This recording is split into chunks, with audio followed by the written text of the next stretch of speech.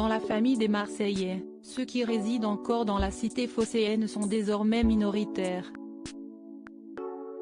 Paga, Greg, Kevin et Carla sont, en effet, les derniers à ne pas avoir cédé aux sirènes de Dubaï. Les autres, Jessica, Thibaut, Julien, Manon, Maëva ou encore Benjamin, ont, quant à eux, fait le choix de poser leurs valises dans la capitale des Émirats Arabes Unis, à près de 5000 km de la France.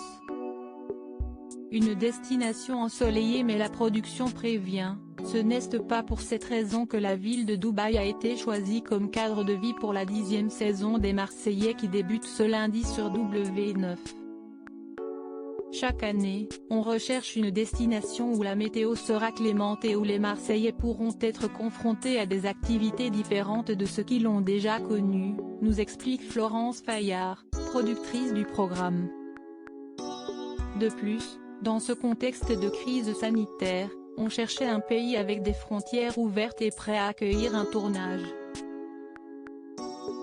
Un anonymat préservé. Jessica Thévenin et son mari, Thibaut Garcia, ont quitté Marseille en 2017.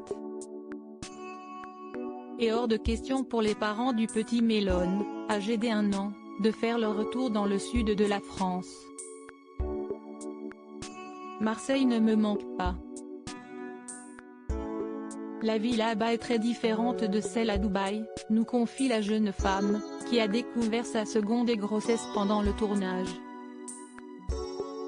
Ici, les restaurants sont encore ouverts, par exemple.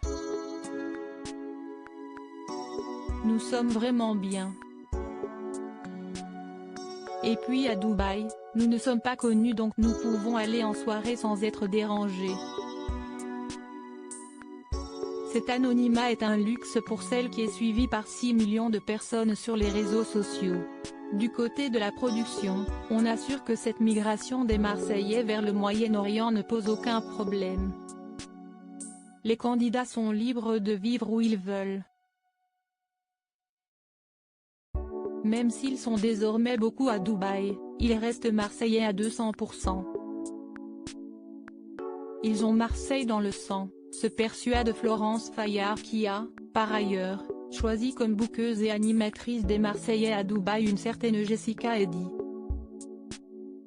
Cette dernière est un mannequin international mais aussi la petite amie de Marco Verratti, le célèbre joueur du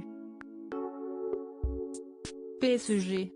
Dubaï, une fiscalité très avantageuse. Outre la volonté d'anonymat, la raison de l'installation de nombreux candidats de télé-réalité serait-elle également fiscale? En effet, dans cet Eldorado du Moyen-Orient, l'impôt sur le revenu n'existe tout simplement pas. Vous pouvez donc toucher 100% de votre salaire, si vous n'avez pas d'obligation en France.